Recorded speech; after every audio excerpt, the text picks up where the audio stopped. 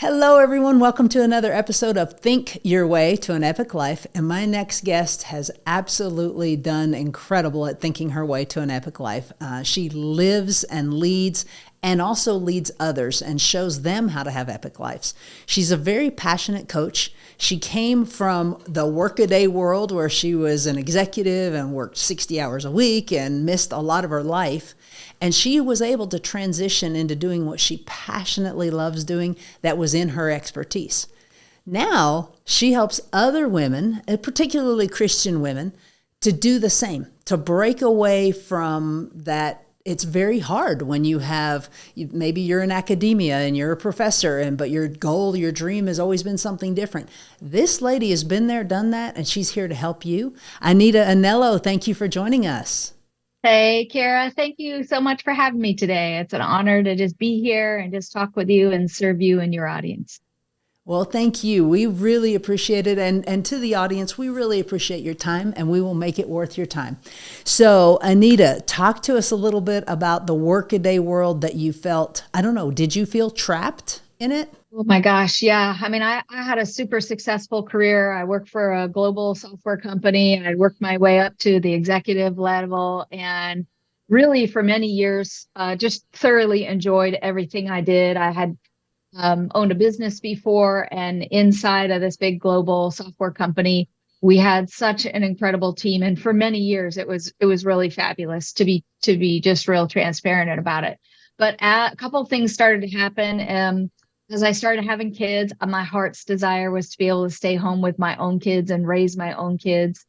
And there were some other things that were going on in the workforce that were just kind of like slowly eroding and slowly kind of tearing away at myself and my soul in a lot of ways. I feel like I had risen to a certain level of success in the technology space. At least when I started in it, most of my peers were men. And so a lot of what I feel like God had shown me and what was revealed to me as I was kind of going through this journey was that in order to be successful and run kind of neck and neck with all my peers, I really started stripping off all the good things about me as a woman that God had made and really kind of took on not in a weird, inappropriate way or anything like that, but took on like a persona that was a little bit more masculine, that really needed to be unwound in me. And what I found is I remembered as if it was yesterday, and it was, oh gosh, maybe 2011, 2012, somewhere around there. I remember distinctly the feeling like I climbed the corporate ladder and I was looking around and I was like, is this it? You kidding me? This can't be it. I am not happy. And I had all the things that went along with traditional success. I had the money, I had the accolades, I had the title, I had all the stuff around me, but I was genuinely not happy. I wasn't happy in my marriage. I wasn't happy in my career.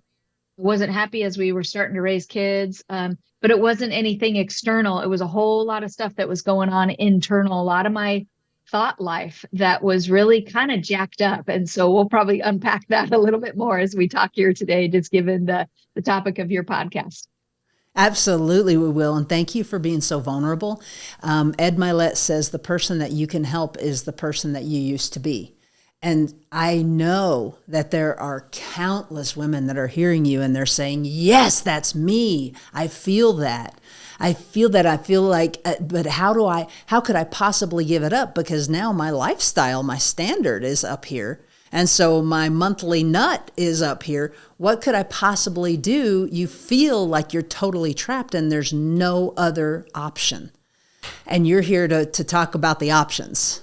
Right. And even to actually decouple that. So it was one of the things that I noticed is like we had not only risen to success in our household, but our lifestyle was increasing. We were continuing to do and grow and expand in lots of great ways that take money to be able to do that. And so there was a lot of times the conversations that my husband and I were having, because at that season, I was the primary breadwinner in our household and made significantly more than my husband. And he would tell me all the time, you can't quit. And those are like fighting words for me, for my personality style. If you tell me I can't do something, I mean, we had a lot of heated fellowship. That's what we call it in our household. a lot of heated fellowship in those days because I was like, don't tell me I can't do something, like I'm dying over here.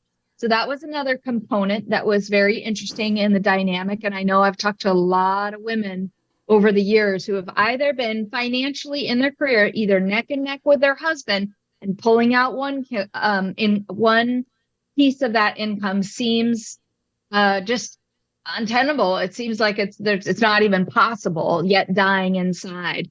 The other element that was super interesting for us is that while I had amazing nannies that had helped me with my daughter in particular when she was a baby, then we went through a season where my husband was a stay-at-home dad. And I remember looking at him and being so angry with him, not because he necessarily did anything wrong, but I was like, I've created this life that I wanted and you're living it out. And that, oh man, if you couple that with like being at a spot in my career where I was super unhappy, like it really kicked up in high gear. Just a lot of stress in our household in a lot of different ways. And so, yeah, I'm sure as I'm talking right now, my story is resonating with lots of different men and women because we've had seasons where one of us has been the more primary breadwinner and then the other one has been the more primary caregiver. And so we've actually now over 20 years, like we've gone back and forth and we've lived through a lot of these seasons together. Well, and all of those have made you stronger. It's kind of a unique, a strengthening thing in a marriage to change roles like that, to truly understand each other's position. What were some of the things that were most surprising to you? It takes a lot of humility to not have kind of that quote unquote, my grandmother would have said is like the traditional roles in marriage. It takes a lot of humility on both sides. It takes a lot of like laying down ourselves. I always figure this, like, look at it this way. It's almost like we try on these personas, we try on these roles in our careers or in marriage or whatever. And then we're like, oh, this doesn't fit. Sometimes you have to wear that persona, you have to wear that role for longer than you'd like. One of the things that I did not, I'm learning to embrace a little bit now, years later, is that I really didn't, how do I say? Okay, let me preface this statement. We're homeschoolers. We've been homeschooling our kids for 15 years. So I've spent a lot of time raising my own kids, schooling my own kids, like really pouring in and into their character.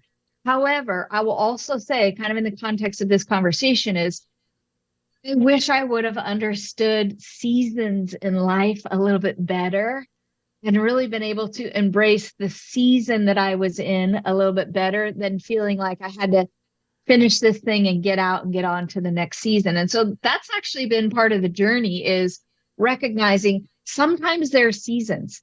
Sometimes there are seasons when you stay home or your husband stays home. I'm just going to talk about it really in this conversation, like from my perspective and in the context of God in our lives. And if somebody's listening and they have a different context, that's okay. Like be okay right where you're at.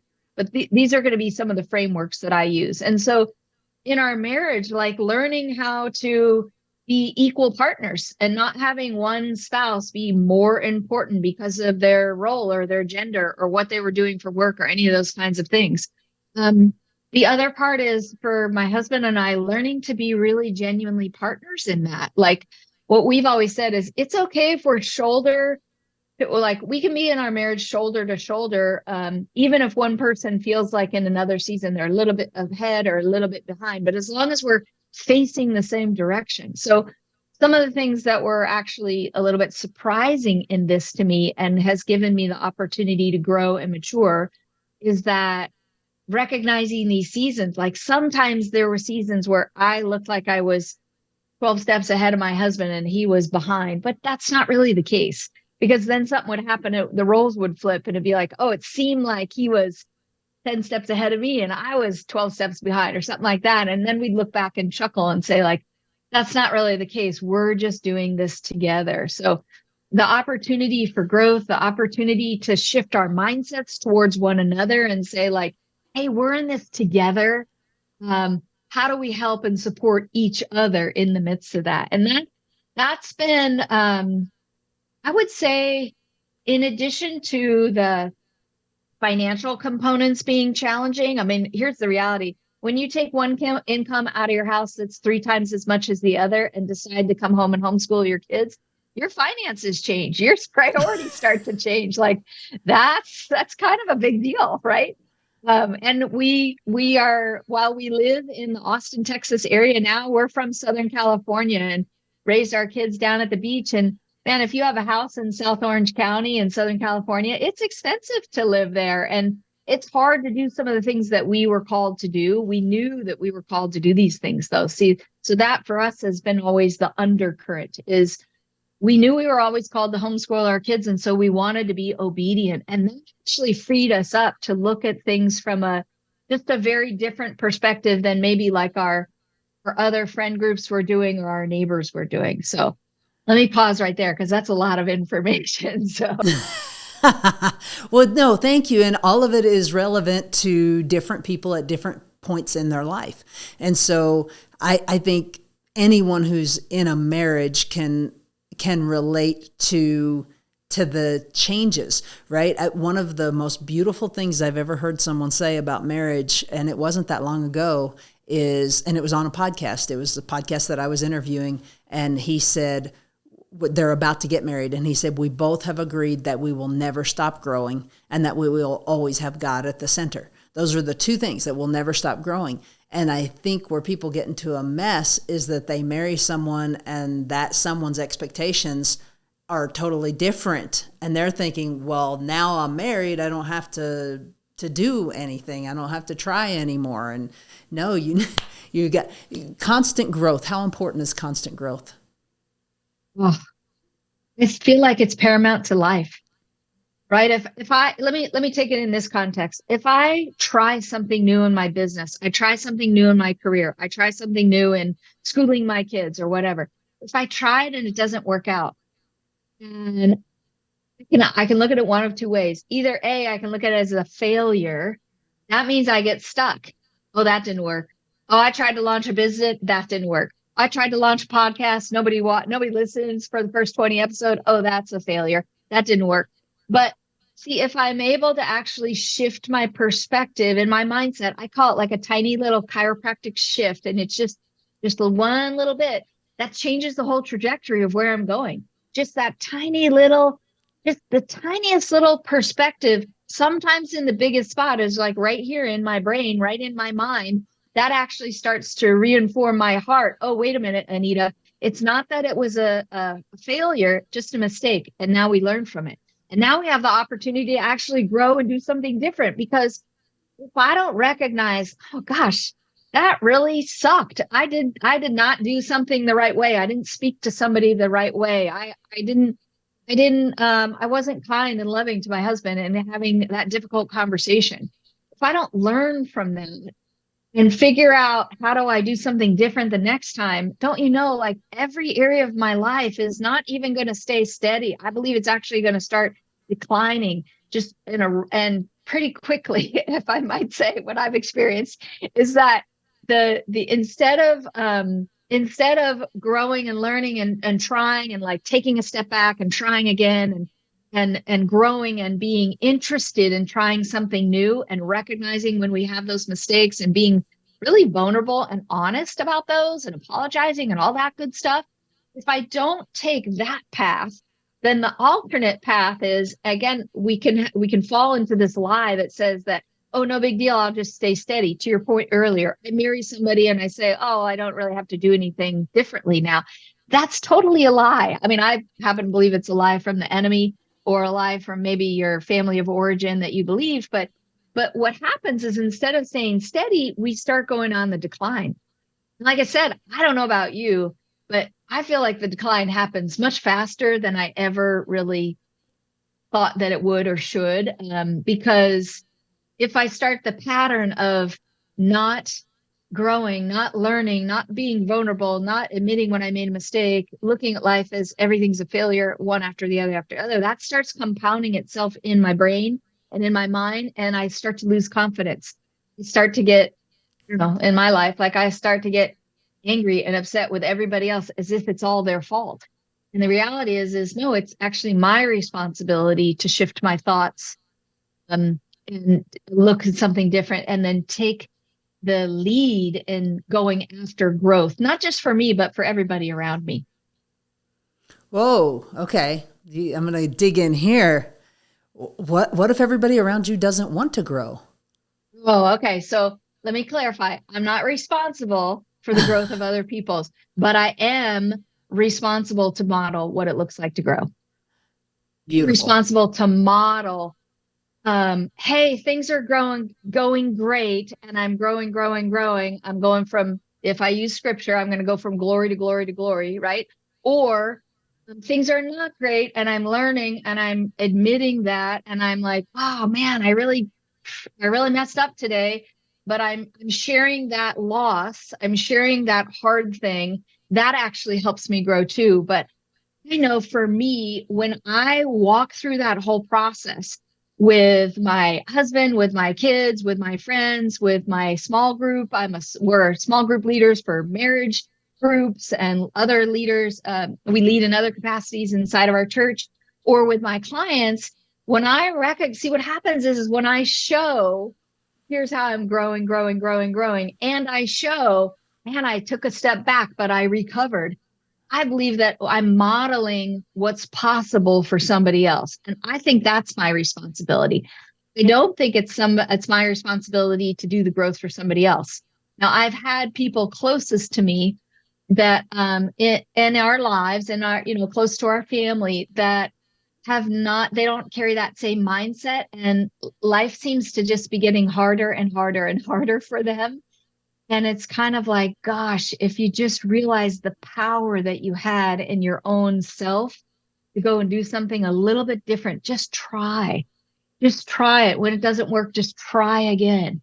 But I love to be a model for what's possible, both for myself. Let me just tell you a little secret, both for myself and for other people, because on the days when I don't feel like I have can I say on your show, when I don't have my shit together, if that's okay? Because sometimes life is just like that. It actually reminds me as much as it reminds other people. You know what? Remember, Anita, last week when you walked through that hard thing and you were able to overcome because you went back to your disciplines, you went back to your habits of getting my body moving again. These are some of the things that I do. And then that actually helps to start shift my mind and move it back in the direction. Oh, absolutely. Physiology. Physiology is the quickest way to change your state. Yeah. And so real practical and tactical, like I love that. I love the ethereal sides of conversation, but I also love really practical and tactical. So let me just give you like some real practical tips if somebody's listening and they're struggling. The things that I do to kind of reset myself and get my brain going in the right direction again, my mind, my heart, my body, my soul, my spirit, is I get up and I read God's word. I'm just super candid about that. Like that helps to shift my perspective to see what God's doing, see not just in my own little, oh gosh, not in the sense that my life is so small, it's all about me, but oh God, can you give me a different perspective? So I read God's word, then I get up and I pray, and then I get out and I exercise in some way. We have a new puppy that needs to be walked every day. And then I actually kind of get to the business of getting going on my day. If I need more than that, because some days you do, then I reach out to friends, I reach out to family members. Like I invoke it's really like my own personal blueprint, taking myself from stuck to, wait a minute, where's the evidence of what's possible? And let's get back to that. It's not when you get stuck. Here's the thing I'm just realizing, and maybe you can speak to this as well from your own experience. It's not that you're not going to get stuck. It's how quickly can you recover? I think that's actually one of the markers of success in life, is that you have the ability to recognize, oh, shoot, I'm stuck. Okay, maybe I need to just take a day off. That's possible. Maybe I need to, I don't know, do something different. Like something's not working in my business. So maybe I just need to spend some time like schooling my kids, or something that's working in our schooling. maybe I need to focus on something else. But I think being able to reset faster, a little bit faster, a little bit faster, where it used to take me, I'd get in a funk and it would take me weeks or months to get out of that funk. Now it's like days or hours or minutes of like, hey, what thoughts am I thinking? What am I telling myself? How do I reset myself? Just faster. It's not going to be perfect, but so that I can get back on the right track that I know that God's called me to. Just faster. That's all. It is very key. It is very instrumental. In my language, I would call it having a 15-minute funeral. And when someone does a horrible thing, you let yourself have 15 minutes to cry and kick the bed and do everything you need to do, and then it's time to move on. Yeah.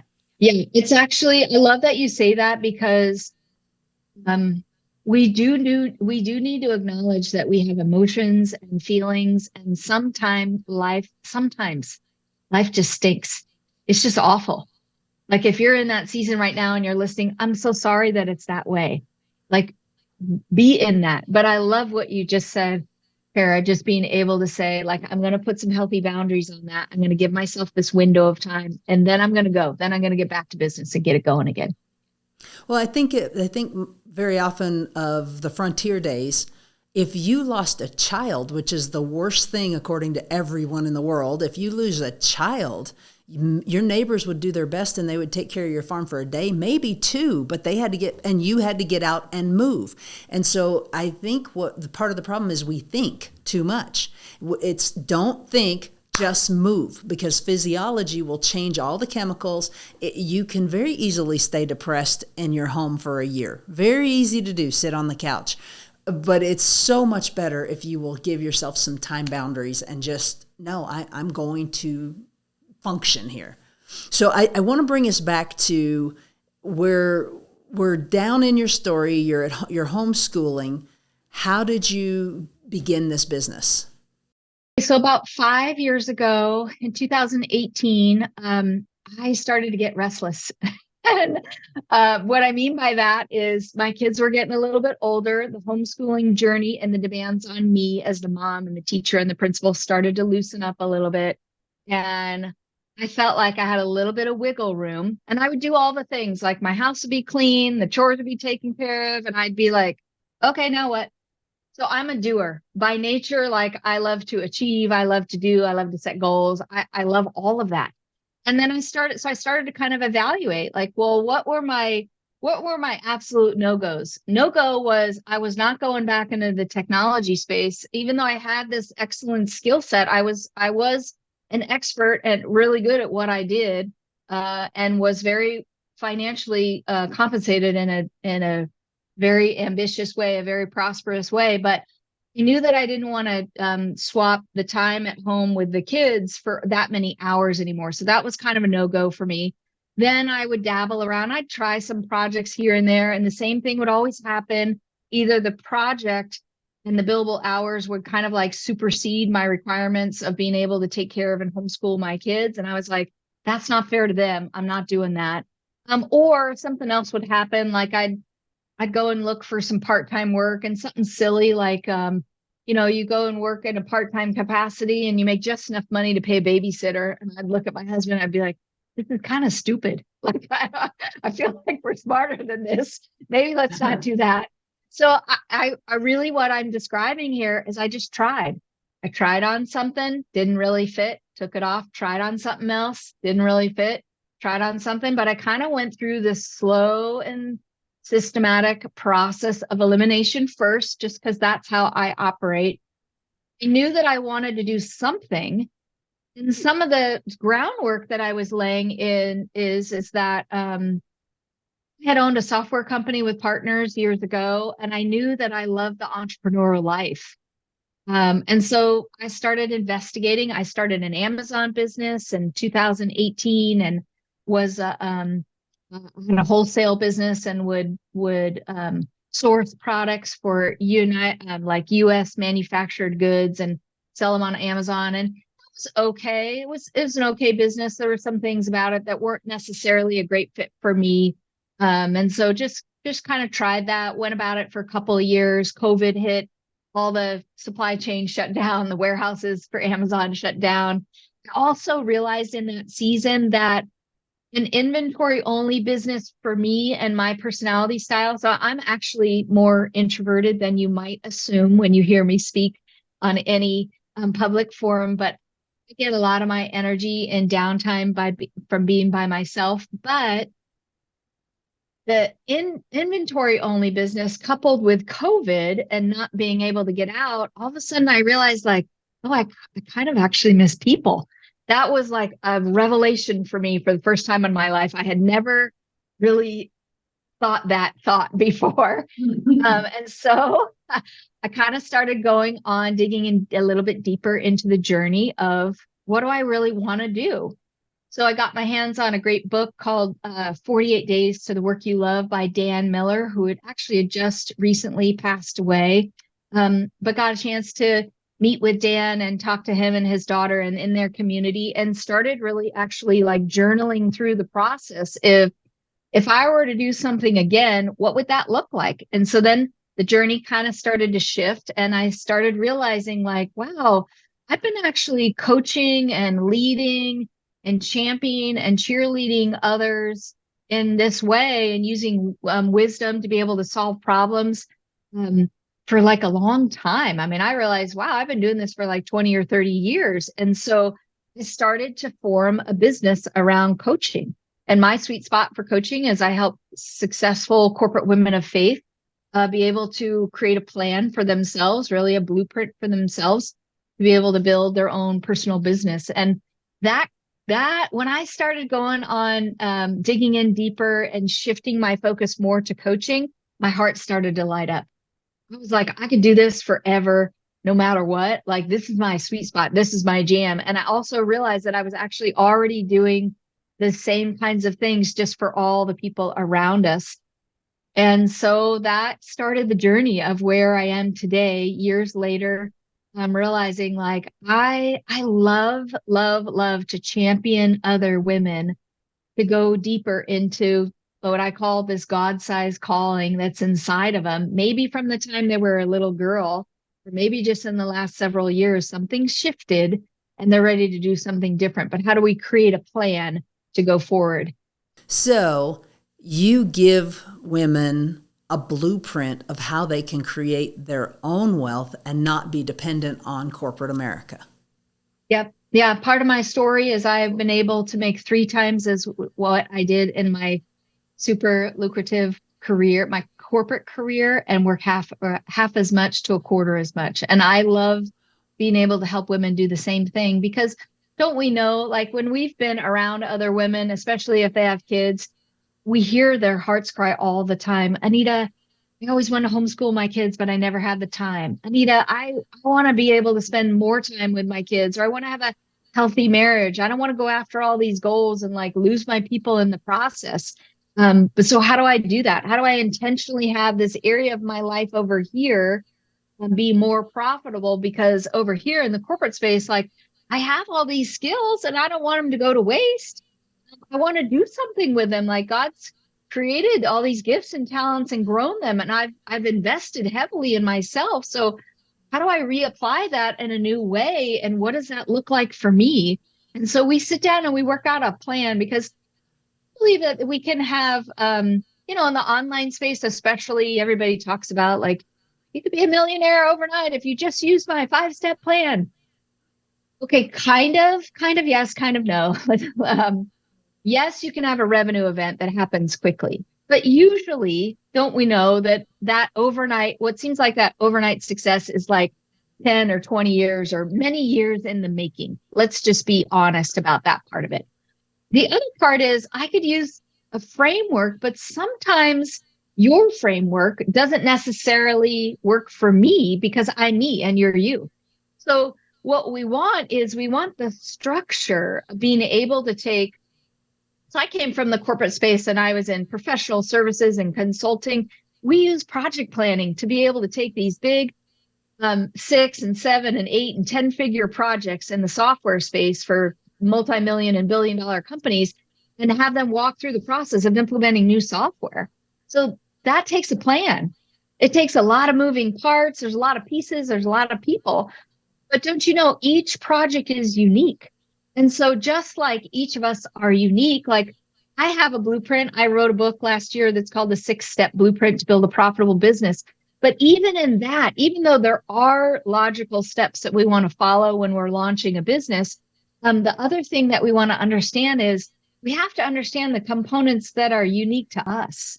Like, what's the audience? I'm just going to put it in my context. Like, what's the audience that I'm called to serve? What are the offers that I know that I can bring to the table because they line up with my skill set? There's no sense in having me try to show up and be somebody else, because I'm not going to do it the same way that they do. I'm not going to talk the same way. I'm not going to, I'm not going to have the same kind of blueprint. I'm not going to have the same even inflection in my voice. I don't look the same. So what I love about this fast growing area of the marketplace right now, it's like the fastest growing segment of the economy is around consulting and coaching and these knowledge-based businesses, is when I take my knowledge, what I call my specialized knowledge, and I reapply it in a new way and build a business around that to be able to serve other clients. That is so unique to me, that it would make sense that I have some steps that are unique to me. The other element of it that I think is just really important is my household looks different. My finances look different. My kids look different. My husband looks different. All those kinds of things look different. And so we want to be able to have blueprints that work for each of us as individuals, instead of just the, 12-step process that you kind of pretend works for everybody. You kind of pretend. Yes, it is very true. So can you give us a fun story of a lady that you have helped? Yeah. Okay. So I helped a gal, her name's Teresa, and she was super successful in her corporate career. And she liked what she did. She was really good at what she did. She actually had the opportunity to grow a little bit more and expand as the business when it was expanding. But her heart was to do something completely different. And so we actually walked through the process of what does that look like? Because financially, it was going to be different. Her mindset it was really interesting. She had a lot of things in her mindset that, as we talked through the process, she would say to me on a regular basis, like, Anita, I never knew it was possible I could think any differently. Anita, I always thought that I had to stay in this one role in this one company because number one, I worked really hard to go through that process, but also I don't have my degree. I'm trying not to give too much specifics away about her as an individual. There were some other elements about her persona that made her think, I'm this age, I'm this background, I'm this ethnicity, I'm all of these things. And this is my marriage status. This is my, my household, all these pictures that she had in her mind. And she thought, well, I can't possibly go beyond that. And I'm already lucky to be where I'm at and have the success that I am. And I was like, wait a minute, what do you mean by that? And so as we walked through the process, I kid you not, I might actually cry while we're talking about it because it was so impactful. Every single week we would get on the phone, and her eyes, like her mind would be blown and her eyes would light up at what was actually possible if we just remember that chiropractic shift. If it was just like if we just shifted her mindset, if she just allowed herself to see what was possible. And every single week we would get off the phone and she'd be like, oh, no. Like at the end of the call, she'd be like, nope, I can't do that. Nope. Oh my gosh. You just are really, really challenging me, Anita. I don't know that I could do that. The next week we'd come to the call and she'd be like, oh, okay, I tried it. It was fabulous. It was hard. It was scary. Oh my gosh. But I tried something new. And like week by week by week, watching her mind get blown, but then also her confidence build and like, wait a minute, this is possible.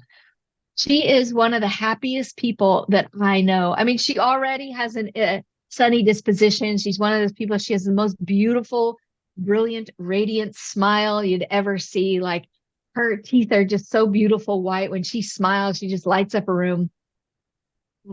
But now when I talk to her, she's like, I can't believe I actually get to do this. can't believe, she will actually make statements like, I can't believe I can step into the calling that I already knew that God had for me. But I'm just like I'm the most fortunate person on the planet. I'm the most blessed. I have all of these amazing things that are happening in my life. And it's because I was able to make this shift. And just every time I see her, every time I interact with her, she's just celebrating more and more and more and more.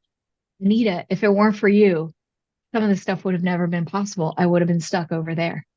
Yeah, coaching is something that people really have got to give a shot. I mean, I can tell you plenty stories just like that. I'm a coach as well, and it changes people's trajectory. You have to be open. You have to be open-minded, and I think most people like to think that they are open-minded. And so open your minds, ladies that are out there still listening. If you're still here and you're still listening, it tells me that maybe you are feeling trapped in what you're doing and you might want to do something else, and you might need a little guidance to do that. Sometimes, by the way, the definition of doing something else can actually be staying in the same business, staying in the same, I dare even say staying in the same role. But can you imagine if you're in a job that you absolutely hate, but something happens and you invest in yourself and you allow somebody else to come alongside you and help you shift your mindset? It is possible to actually say, wow, look at all these good things I have in front of me. Let me, with gratitude, appreciate what actually is available right now. And then let's take the steps, plan the path to be able to go and take that next step. So while my coaching specifically helps people that are moving into the entrepreneurial space, I also want to set somebody else free and say, you could actually stay in your same industry, in your same company, in something very similar to what you do right now, and reapply it in a whole new way. Just by listening to this episode right now, we've given you a lot of practical and tactical tips of how to just shift your mindset. It would change your entire world. You know that sometimes, even though your spouse might bug you right now, you could shift your mindset. I can shift my mindset towards my spouse, and all of a sudden he's the most amazing person I've ever met. And I'm like, wow, I've known you for 20 years. I never saw that about you. And you're amazing. And he'll say to me, because this is his personality, yeah, I've been telling you that for all this time. And I'll say, oh, but you know what? It was me. See, the problem sometimes is more me than anybody else. And when I allow somebody else to come alongside me and shepherd me and guide me, and I'm willing to invest in the time and the energy and the money that it takes to be willing to be coached, then I can have breakthrough that I can't get to on my own. That's the other cool thing. Scripture talks about all the time. We are designed to do life with other people so that we can get out of our own way, break through our own limiting mindsets, and go on and do the things that God's called us to do. Preach it, girl. Well, it's like why people like you and I get together and we have these conversations. So when you talk about stuff, it opens up my mind to see what's possible. When I talk about stuff, it opens up your mind to see what's possible. And as we keep doing this over and over, then in the coaching environment, what you find is that you're not only investing in yourself, but you're willing to be held accountable. And don't you know, the reason we invest in coaching, it's not because we want to stay the same. It's because we want to be different. We want to grow. We want to change. We want to expand. We want to do more. We want to, like Zig Ziglar used to say, we want to have more, be more, do more. In order to do those things, I have to get beyond what I'm capable of doing all on my own. Like, I've taken myself as far as I can go up to this point in my life. But sometimes the best thing I can do is engage with somebody else to take me to that next step. Because if I could have taken that next step, I would have done it already on my own. Absolutely true. Absolutely true. Well, Anita, I can't thank you enough. Do you have any last words of wisdom for our folks? Oh, gosh. You know what? I love this question. Mm-hmm. I think it's probably two things. We have absolutely given you some practical and tactical steps to take forward. So that's the first half of it. If you missed it, go back and listen to it again, because there's definitely some stuff there, some gold nuggets for those of you that are listening. But also just take one right next step of integrity for you. So my next step might look differently than your next step, but just take the step, whatever that looks like, whatever God's calling you to do next, whatever you know in your spirit, you're like, I feel like my next thing is to whatever, fill in the blank, go do that next thing. And then tomorrow when you wake up, do it again. And as you do that over and over and over again, you start to see success in the form of evidence that tells you, oh, you know what? I can do something different. I can think a different way. I can actually shift from my old way of thinking to my new way of thinking and actually go and just grow and expand and do something a little bit differently. And so that would be my best piece of advice is take one next step, the right step of integrity for yourself, and then keep going day after day after day. Outstanding. Thank you so much. And thank you guys for sharing this with anybody you think it'll benefit. And if you want to get a hold of Anita, just click the link below. Thank you so much. Thank you.